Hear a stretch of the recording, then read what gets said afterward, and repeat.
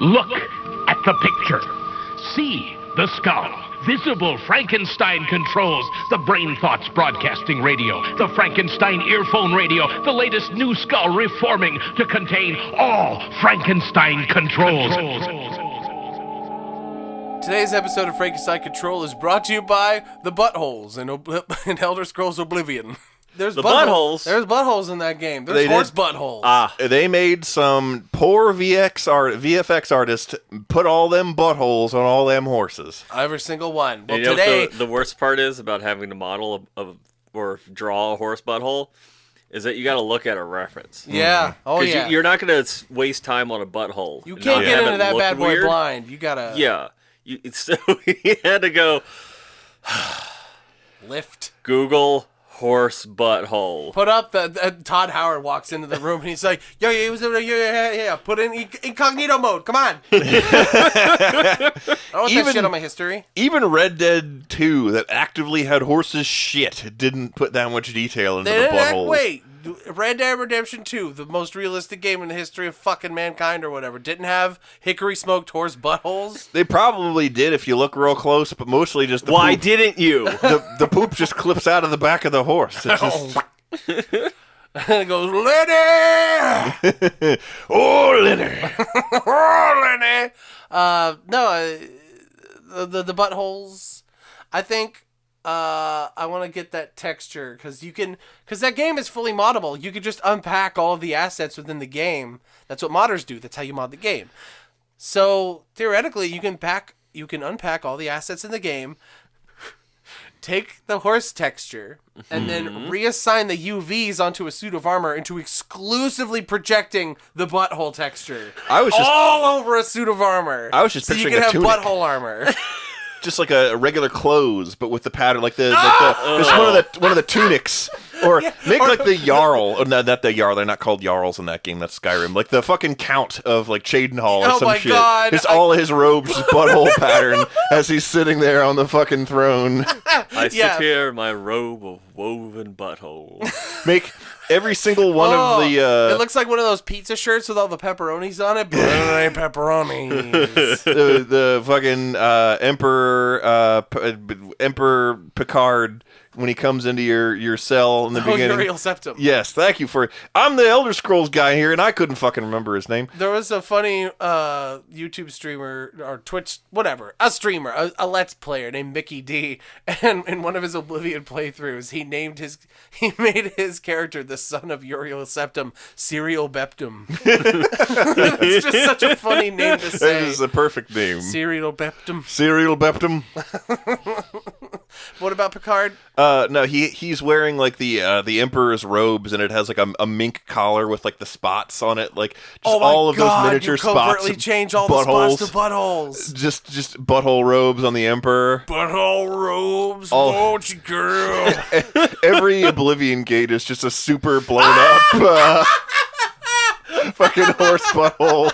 It shifts and shimmers with... Well, now you're just making this the Nicolas Cage or Tim Allen mod. Yeah. Where everything is just his face, and now it's just all textures are the horse butthole. Yes. Ugh. That's a good mod, though. Don't like it. Don't like it. Even the unicorn had a butthole. Even the unicorn had a magical unicorn butthole. Mm-hmm. It was probably silver. I don't know. I didn't look too close. The unicorn I don't see the unicorn too often. He's mean. He's real inconvenient is what he is. Yeah, he's mean. The fastest horse. Do you know about the unicorn? No. So there's a unicorn Wait a minute, in hold Oblivion. on. Let's keep the viewers on the edge of their seats. Yes. We're Butthole Stein Control. I'm your host, Taylor Butthole. To my left is Ada Shit. When I first set up car insurance when I was young, I did it over the phone, and I gave the guy my email, I think I remember which is just this. my name, and he fucking thought I said my email was Ada Shit. And I just never got any of the documents to like confirm it. and I had to like go online and change my information and saw it. I'm like, this fucking idiot.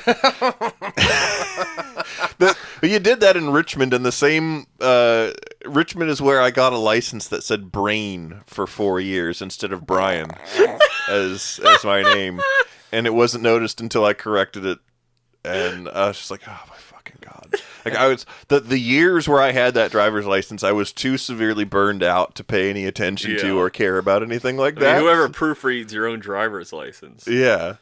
I know, Like, I don't. I already wish I looked different than this, just generally, not even in my picture. Like, of course my name is wrong. And to the right of me, as always, is Brain. I'm Brain, and that's my story, and I'm sticking to it, I guess. I don't know. I got to follow up. My name is Brain. I left a stain. Bye.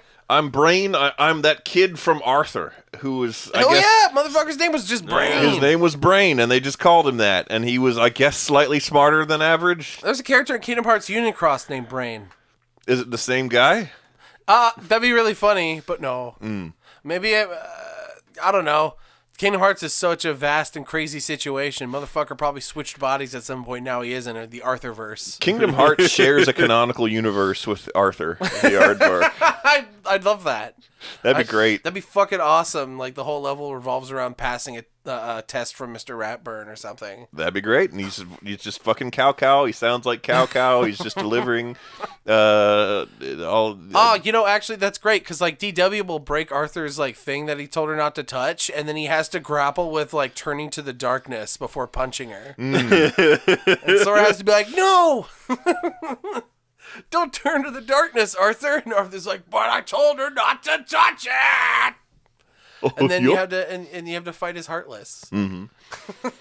Artless. So what was this about unicorn buttholes? Oh yeah. I was on the edge of my seat. You were on the edge of your butthole. Yeah. There was a unicorn in Oblivion that was a rideable horse. It was involved in a quest, a Daedric quest, if I recall correctly. Mm-hmm. Hermaeus Mora's quest, right? That is almost certainly correct. The Hunter Man. That's Hircine. Oh, Hircine. Sorry. Yeah, Hircine. Sorry. Hermaeus Mora is the bodyguard. The bodyguard who's an eldritch horror. He sounds like that. Okay, he doesn't do that part. But he does sound real funny, like this. He does. He do. I was like, I expected an eldritch being of all forbidden knowledge to sound a tad more imposing, but it's fine. I wanted him to sound like Dana Snyder. I want to know. Okay, that's a pretty good direction for that. Like, welcome to my realm of infinite information. Don't go looking in the porno section. That's mine. Don't do that. That'd be great. Yeah, that'd be pretty good. I just want Dana Snyder to get more work. He hadn't been in anything in a while. Yeah. Yeah, what's he doing? No, he was the ghost with the most in that show, Made of Toast. Oh, I forgot about that. He's the ghost. He's the friend of the Molly McGee. That's the one. Show. You and me and Molly McGee. Yeah. And Unicorn. So there was a unicorn. The unicorn was related to a Daedric quest. Uh-huh. Now, the unicorn was just out in the world for you to fucking stumble across. If you weren't doing that quest, you could still find him. He was really inconvenient as a horse because most horses, if you get off them, like if you get like attacked by some wolves or whatever, your stupid horse will like kick at the wolves. It'll like turn hostile and like help with an asterisk, help you in battle. Uh-huh. Otherwise known as get itself killed. Yes. The unicorn would detect any... Like, if you equipped a weapon, I forget what stat determined this, but, like, any equipping a weapon near it and, like, drawing the weapon would make the unicorn turn hostile on you. And it was really fucking difficult to kill. It was, it resisted all normal weapons, which is, like, almost every weapon in the game. Mm-hmm. You could hurt it with silver weapons, which, like, you can get, but you gotta go get one, or a magical weapon, which means that town guards couldn't hurt it. and it would Jesus just kick. Christ, this unicorn is Grendel. It was like it would just kick the shit out of people. And the funniest thing to do, the best use of the unicorn, the classic use of the unicorn, was to take the unicorn to Cloud Ruler Temple, and where the blades are. Where the blades are. Wait till the blades start training in the yard and chopping at each other with a sword. Then just get off the unicorn and watch the show, because the unicorn would rush over and kick the blades to death, and then aggro every blade in the entire fortress and kick them all to death. And then it would kick Joffrey, who was one of them, and was usually there, and would go fucking unconscious because he couldn't die because he's quest related. He's quest related. And it would one time, because Cloud Ruler Temple is on a cliff, and it kicked Joffrey's unconscious fucking ragdolling body off the side of Cloud Ruler Temple. Yeah. And it was just, and then the unicorn was still, for there were no more foes to best. And there was just like 9 or 10 dead blades scattered in a pile. There you go. This is my funny murder pony. Yeah. But God help you if you even so much as like raised your fists. Like if you unequipped a weapon and just like took out your punching fists, you were fucked. Oh my The God. unicorn would immediately turn on you. You had to be very careful not to accidentally draw a weapon, which like it made it useless as a horse, because like you would have to get off the horse to like fight anything that attacked you. Yeah. And it would immediately kick then you would You couldn't just let the unicorn do all the work? Generally you would. But that's not fun. That's not fun. Or it's not expedient. You just activated its DNT destroy mode, dude. Yeah. Panadger's pissed off. Yeah. Yep. That was a Gundam unicorn joke that only me and V-Rai will get. When I get my perfect grade unicorn, I'm gonna paint a butthole. You were gonna do that anyway. Just put a single rocket thruster coming off the back. No, I'm like legitimately gonna lovingly paint a realistic butthole that only I know is there, because who's gonna look like at the undercarriage of a Gundam? Nobody's gonna do that, but I'll know it's there. That's my special little treat. You go to a gunpla competition and the judge picks it up like the way that they like look at show dogs and like, looks up its ass and shit. Oh my God. I wonder. Yeah, I've never been to a Gundam. And then the judge puts it down and goes, "Nice horse butthole." Yeah, he turns to you and goes, "Do you play Oblivion?" That's some fun. That's some good shit right there. First place. Fuck yes. T-Dog wins the day. All thanks to horse buttholes. All thanks to those hickory smoked horse buttholes from a cup. Sack full of them. That was from Dr. Tran. I dimly remembered what that was from, and I couldn't. The synapses wouldn't align to allow me to summon the name of what it was from. That's Dr. Tran. Yeah, I remember Dr. Tran. Which, by the way, if you haven't seen it this month, now is your monthly reminder to go watch the Roy Bear Tito's spot. Because it's one of the best videos ever made. It is funny. And Dr. Tran is in it, so you can get your Dr. Tran fix right there. What is happening to my world? This cheese is biting me. I can't do... Chip! Go and fucking watch it. It's a good one. Wait, listen to the rest of the podcast, and then go and watch Dr. Tran. Roy Bertito's, go watch it. You will love it, as will I. It's more fun than watching a unicorn invincibly kick the shit out of an entire army of guys. That is pretty fun, though. That I won't lie, that was incredibly fun to do that. Did I ever tell you about this dungeon that I've never been able to find again in Oblivion? Lay it on me. So this happened, and what made it all the more mysterious was that it happened at the witching hour. It was 3 a.m. in the morning. I was at my living at my father's house at the time. And it was 3 a.m. and, Oblivion was on the 360. And what else are you going to do when you're a young man with no... When you're 19. When you're 19 with nothing to do. So I'm playing this, right? I stumble upon a cave. And I go into the cave, and it's a spooky cave. And I'm like, okay, cool. And it's a pretty deep cave, too. I'm like, oh, wow, this is kind of a big cave. Whoa. And, like... At the very end of the cave is an entrance to an alien ruin. Oh, shit. And so I was like, whoa, what? I've never seen that before. Because usually the alien ruins and the caves, they're separate entities, usually. You don't come across one. They're separate dungeon types. Yeah, they're separate types of dungeons. but there was just an entrance to one in the cave. And I was like, oh! And I go in the cave, and there's fucking minotaurs all over the place. And I had never seen a minotaur before. So it scared the absolute shit out of me. Yeah. Because I was just like skulking about. And I'm like, this place is really cool. Like you kind of got that like excited, but also like kind of like spooked out kind of like, feeling of like I'm not like this feels like I'm not supposed to be here. If this was excited, yeah, you're kind of spook-sided, you know, when you're like. If this was a Souls game, I would be getting the shit kicked out of myself exploring. Well, no, here. it's that kind of thing where like you reach a level in an old game that you never reached. Right, before. right. Oh, absolutely. As a kid, You're like, oh shit. Yeah, you're like, this is super fucking cool. What? It's a sense of wonder you don't get that often anymore. Yeah, exactly. And I totally had that sense of wonder, but it was quickly dashed by being completely fucking jump scared by a stealth minotaur, which I'd like, as mentioned before, I'd never seen a minotaur in that game before. So I turn around, I'm like, oh fuck, what was that? Oh Jesus! This gigantic cow man is bearing down upon me. I'm like, fuck! Ah! And then he swallowed you whole. And then I slid easily down, and that was the end of that playthrough. I'll tell you that much. He just ate my game file.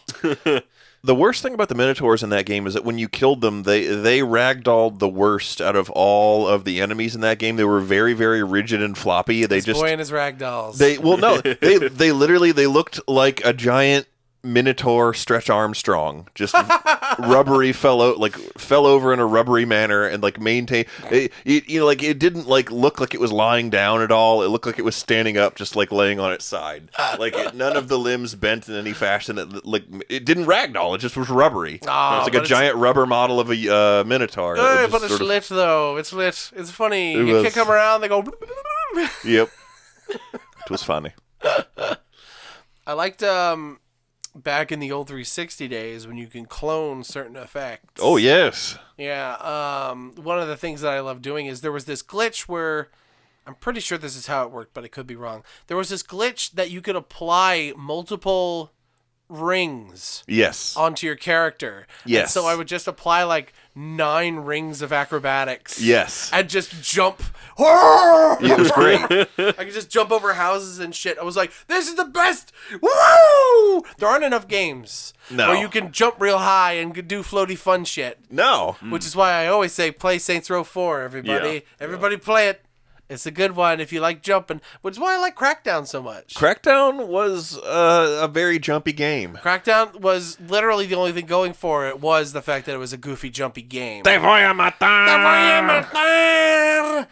There's a bunch of goofy Mexican gang members who all of them would run around just screaming that. Their only battle cry was Te voy a matar, which literally means I'm going to kill you. And they all had the same voice clip because it was a cheap game. not exactly a high budget game.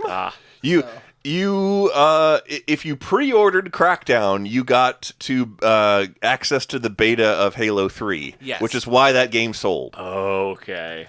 That is the only reason that game sold, and we probably actually played it, like legitimately played it more than anyone else in the country.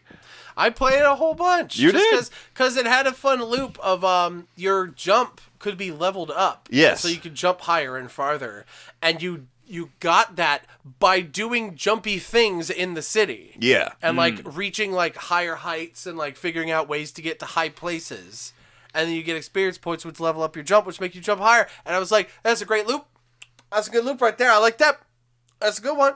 Literally, you see I'm pointing at nothing. My only memory of that game is like a very brief firefight with those Te voy a matar guys that happened on the beach for some reason, and then just endless hours of just looking over at the screen to see your increasingly buff character jumping around the city. That is my only memory of that game. Yeah, that's true. Your character would get buffer. Like as you level up and your cars strength. would get buffer too. Yes, they would. Like that was the cool thing about that game. Muscle like cars? literally everything leveled up, and I was kind of all about it. That was pretty sweet. They had some decent ideas with it. Yeah. It's like they had a bunch of cool gameplay ideas and like left over from doing other games, and they're like, let's just shove them all into this game. And So, to explain the buff car thing, so there was this thing where your car, you would start out with 3 different kinds of cars. I think like a small fast car, and like an all-terrain vehicle, and like that was kind of like an SUV, and then like for some reason a big ass Mack truck. For no reason. all three of these cars, depending on how often you drove them, and like you would do objectives and do things within the world with the car, and that would level up the car. And it would get bigger, bulkier, get more armor, get more lights, look cooler. The more stuff you did with the cars. And so, like, even the fucking cars get buff over time. It's crazy. And, like, I loved it because it wasn't just, car get faster. It was car get faster, but also look cooler. Yeah. And, like, and it transforms back into the base car whenever you get out of it. And then when you get in, it fucking, remember that. It, like... That's cool. Parts unfold and shit. I was like, this is fucking cool. Why isn't this in any other game? What? Like, it was super My aura vehicle upgrades. yeah, my aura vehicle upgrades. Yeah, it was like Roger Smith's car in Big O. Pretty much. I just imagine this guy gets on a bus, and the bus does that.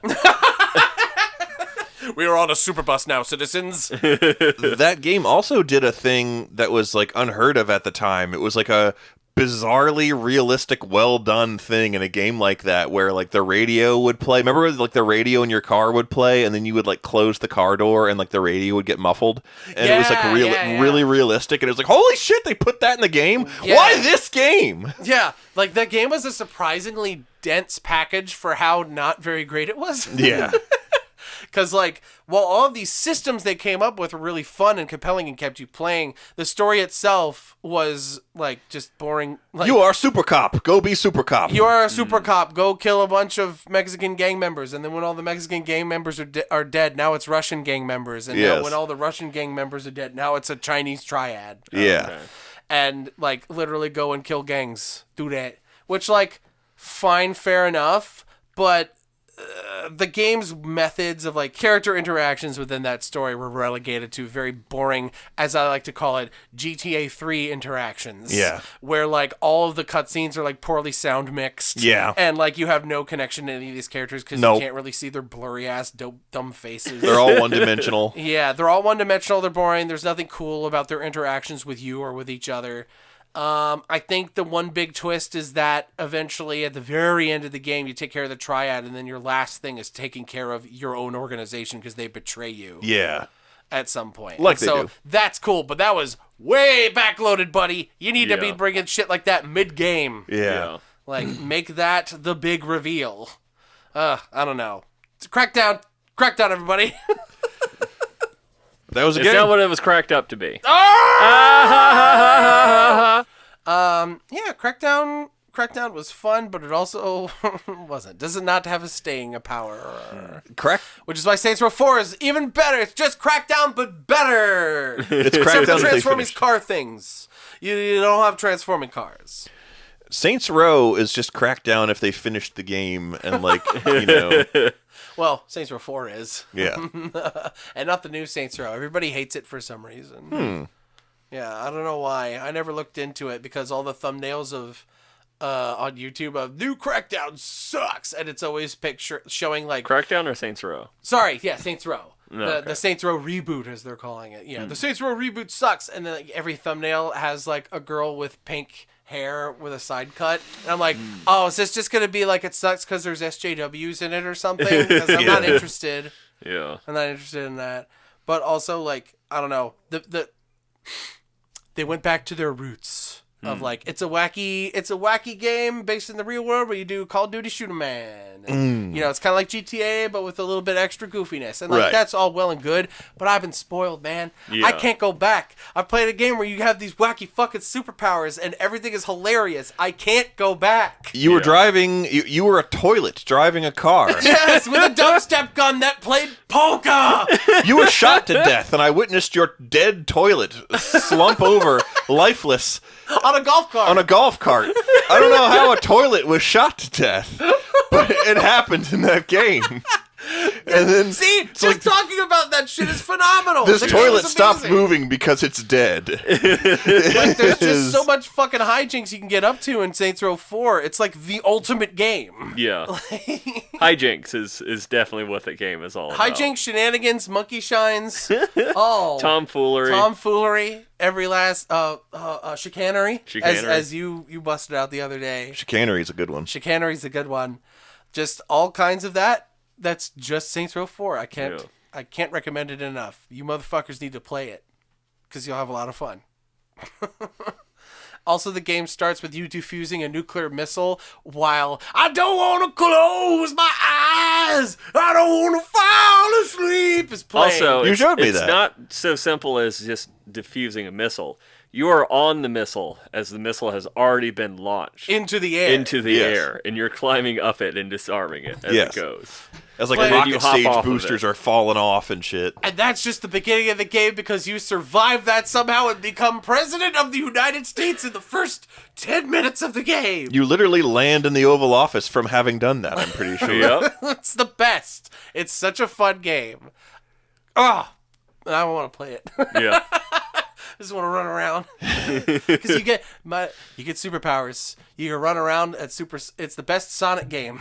It's better. Hey, instead of buying Sonic Frontiers, fucking play Saints Row 4. It's a better Sonic game. Yeah. It's a better Sonic game than Sonic Frontiers is. Sonic didn't let you play as a blue toilet. You can make your character. You can give your character Super Saiyan hair and color your character's hair and skin blue. Yep. That's what I did. And you could be naked.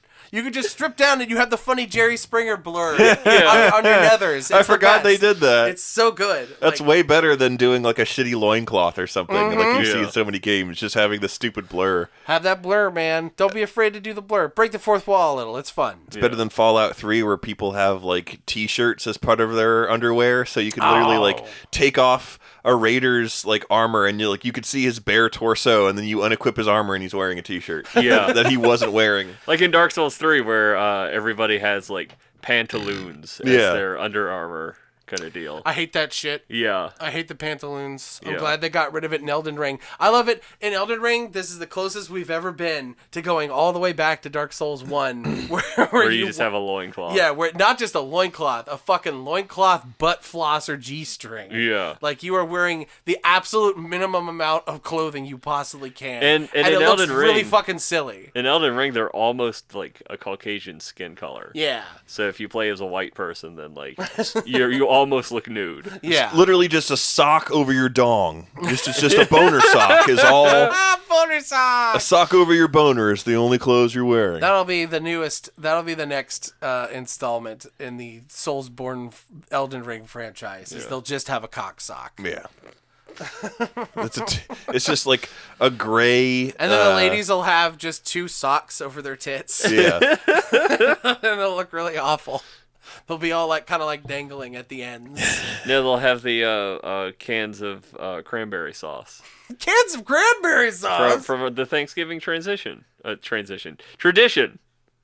What? It was a joke we made like a couple of years ago. Oh my god! I don't remember Wait, things. wait, hold on. This is Yeah. like reactivating some synapses. It was like Thanksgiving 2019, where we made a joke that was something about a traditional Thanksgiving dress was 2 cans of cranberry sauce over your tits and then a cornucopia over your crotch. And a giant like pilgrim buckle hat.